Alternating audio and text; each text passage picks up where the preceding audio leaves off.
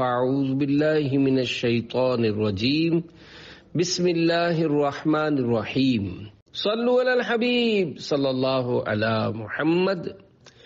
گدھا بھی منتظر ہے خلد میں نیکوں کی دعوت کا، کہ 32 حروف کی نسبت سے کھانے کی 32 سنتیں اور آداب۔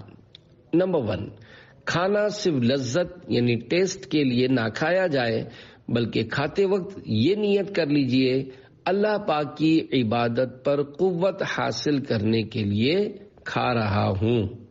نمبر 2، بھوک سے کم کھانا چاہیے اور پوری بھوک بھر کر یعنی بھوک بالکل باقی نہ رہے اتنا کھانا کھا لینا مباح ہے، یعنی نہ ثواب ہے نہ گناہ، کیونکہ اس کا بھی صحیح مقصد ہو سکتا ہے کہ طاقت زیادہ ہوگی، اور بھوک سے زیادہ کھا لینا حرام ہے۔ زیادہ کا یہ مطلب ہے کہ اتنا کھا لینا جس سے پیٹ خراب ہونے کا غالب گمان ہے، مثلا دست آئیں گے اور طبیعت بد مزہ ہو جائے گی۔ اسی طرح تندرست آدمی کا ایسی غذا استعمال کرنا گناہ ہے جس سے بیمار ہو جانے کا گمان غالب ہو۔ یوں ہی مریض کا ایسی بد پرہیزی کرنا جس سے مرض بڑھ جانے کا ظن غالب ہو، مثلا تجربے سے ثابت ہو۔ نمبر 3، بھوک سے کم کھانا بے شمار فوائد کا مجموعہ ہے کہ تقریباً 80% بیماریاں ڈٹ کر یعنی خوب پیٹ بھر کر کھانے سے ہوتی ہیں، لہذا ابھی بھوک باقی ہو تو ہاتھ روک لیجئے۔ نمبر 4، اکثر دسترخوان پر عبارت لکھی ہوتی ہے، مثلا شعر یا کمپنی وغیرہ کا نام۔ ایسے دسترخوانوں کو استعمال میں لانا، ان پر کھانا کھانا نہ چاہیے۔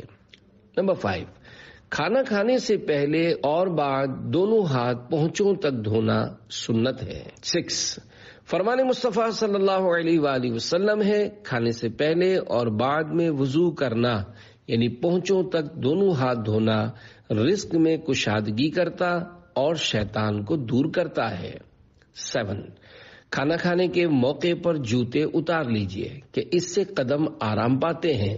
فرمان مصطفیٰ صلی اللہ علیہ وآلہ وسلم، جب تم کھانا کھانے لگو تو اپنے جوتے اتار دو، کیونکہ یہ تمہارے قدموں کے لیے راحت یعنی آرام کا باعث ہے۔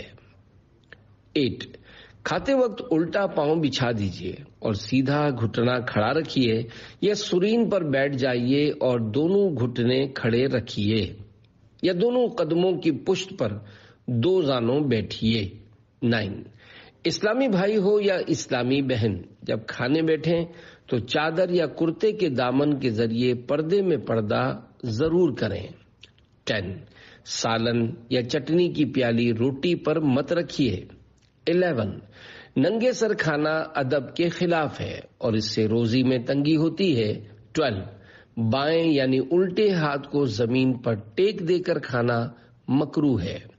13، مٹی کے برتن میں کھانا افضل ہے کہ جو اپنے گھر میں مٹی کے برتن بنواتا ہے فرشتے اس گھر کی زیارت کرنے آتے ہیں۔ 14، دسترخوان پر سبزی ہو تو فرشتے نازل ہوتے ہیں۔ 15، شروع کرنے سے قبل یہ دعا پڑھ لی جائے، اگر کھانے یا پینے میں زہر بھی ہوگا تو انشاءاللہ الکریم اثر نہیں کرے گا۔ دعا یہ ہے: بسم اللہ الذی لا یضر مع اسمہ شیء فی الارض ولا فی السماء یا حی یا قیوم۔ ترجمہ: اللہ پاک کے نام سے شروع کرتا ہوں جس کے نام کی برکت سے زمین و آسمان کی کوئی چیز نقصان نہیں پہنچا سکتی، اے ہمیشہ زندہ و قائم رہنے والے۔ 16، جس دعا میں یا حی یا قیوم کے بجائے وَهُوَ السَّمِيعُ الْعَلِيمُ ہے، اس دعا کی فضیلت ترمذی اور ابن ماجہ میں اس طرح ہے۔ فرمان مصطفیٰ صلی اللہ علیہ وآلہ وسلم، جو بندہ روزانہ صبح و شام 3 مرتبہ یہ کلمات کہے: بسم اللہ الذی لا یضر مع اسمہ شیء فی الارض ولا فی السماء وہو السمیع العلیم، تو اسے کوئی چیز نقصان نہیں دے سکتی۔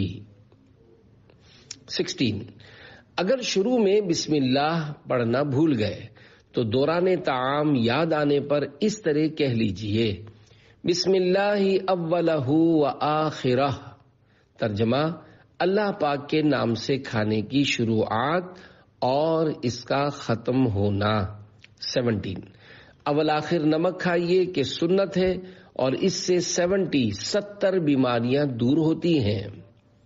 اعلیٰ حضرت رحمت اللہ علیہ نے نمکین کھانے کو نمک کے حکم میں لیا ہے۔ 18 سیدھے ہاتھ سے کھائیے، الٹے ہاتھ سے کھانا پینا لینا دینا شیطان کا طریقہ ہے۔ اکثر اسلامی بھائی نوالا تو سیدھے ہاتھ سے ہی کھاتے ہیں، مگر جب منہ کے نیچے الٹا ہاتھ رکھتے ہیں تو بعض دانے اس میں گرتے ہیں اور وہ الٹے ہی ہاتھ سے منہ میں ڈال لیتے ہیں۔ اسی طرح دسترخوان پر گرے ہوئے دانے الٹے ہاتھ سے کھاتے ہیں، ان کو چاہیے کہ وہ الٹے ہاتھ والے دانے سیدھے ہاتھ میں رکھ کر ہی منہ میں ڈالیں۔ 19 بائیں یعنی الٹے ہاتھ میں روٹی لے کر داہنے یعنی سیدھے ہاتھ سے نوالا توڑنا دفع تکبر یعنی تکبر دور ہونے کے لیے ہے۔ تنہا کھاتے ہوئے ہاتھ بڑھا کر تھال یا سالن کے برتن کے عین بیچ میں اوپر کر کے روٹی اور ڈبل روٹی وغیرہ توڑنے کی عادت بنائیے۔ اس طرح روٹی کے ذرات یا روٹی پر تل ہوئے تو برتن ہی میں گریں گے، ورنہ دسترخوان پر گر کر ضائع ہو سکتے ہیں۔ 20 3 انگلیوں یعنی بیچ والی، شہادت کی اور انگوٹھے سے کھانا کھائیے کہ یہ سنت انبیاء علیہم السلام ہے۔ اگر چاول کے دانے جدا جدا ہوں اور 3 انگلیوں سے نوالا بننا ممکن نہ ہو تو 4 یا 5 انگلیوں سے کھا لیجئے۔ 21 لقمہ چھوٹا لیجئے اور چپڑ چپڑ کی آواز نہ ہو، اس احتیاط کے ساتھ اس قدر چبائیے کہ منہ کی غذا پتلی ہو جائے۔ یوں کرنے سے ہاضم لعاب یعنی ہاضمے دار تھوک بھی اچھی طرح شامل ہو جائے گا۔ اگر اچھی طرح چبائے بغیر نگل جائیں گے تو ہضم کرنے کے لیے معدے کو تکلیف کرنی پڑے گی اور یوں طرح طرح کی بیماریوں کا سامنا ہو سکتا ہے، لہذا دانت کا کام آنت سے مت لیجیے۔ 22 ہر 2 لقمے کے بعد یا واجدو پڑھنے سے پیٹ میں نور پیدا ہوتا اور بیماری دور ہوتی ہے۔ 23 فراغت کے بعد پہلے بیچ کی پھر شہادت کی انگلی اور آخر میں انگوٹھا 3 بار چاٹیے۔ سرکار مدینہ صلی اللہ علیہ وآلہ وسلم کھانے کے بعد مبارک انگلیوں کو 3 مرتبہ چاٹتے۔ اگر 3 بار چاٹ لینے کے بعد بھی انگلیوں پر غذا کا اثر باقی رہے تو مزید اتنی بار چاٹیے کہ غذا کا اثر جاتا رہے۔ 24 برتن بھی چاٹ لیجئے۔ حدیث پاک میں ہے کھانے کے بعد جو شخص برتن چاٹتا ہے تو وہ برتن اس کے لیے دعا کرتا ہے اور کہتا ہے اللہ پاک تجھے جہنم کی آگ سے آزاد کرے جس طرح تو نے مجھے شیطان سے آزاد کیا۔ اور ایک روایت میں ہے کہ برتن اس کے لیے استغفار یعنی مغفرت کی دعا کرتا ہے۔ 25 حضرت امام محمد بن محمد غزالی رحمت اللہ علیہ فرماتے ہیں جو کھانے کے بعد پیالے یا رکابی کو چاٹے اور دھو کر پی لے اسے ایک غلام آزاد کرنے کا ثواب ملتا ہے، اور گرے ہوئے ٹکڑے اٹھا کر کھانا جنت کی حوروں کا مہر ہے۔ 26 فرمان مصطفیٰ صلی اللہ علیہ وآلہ وسلم ہے جو شخص کھانے کے گرے ہوئے ٹکڑوں کو اٹھا کر کھائے وہ فراخی یعنی کشادگی کے ساتھ زندگی گزارتا ہے اور اس کی اولاد میں خیریت رہتی ہے۔ 27 کھانے کے بعد دانتوں کا خلال کیجیے۔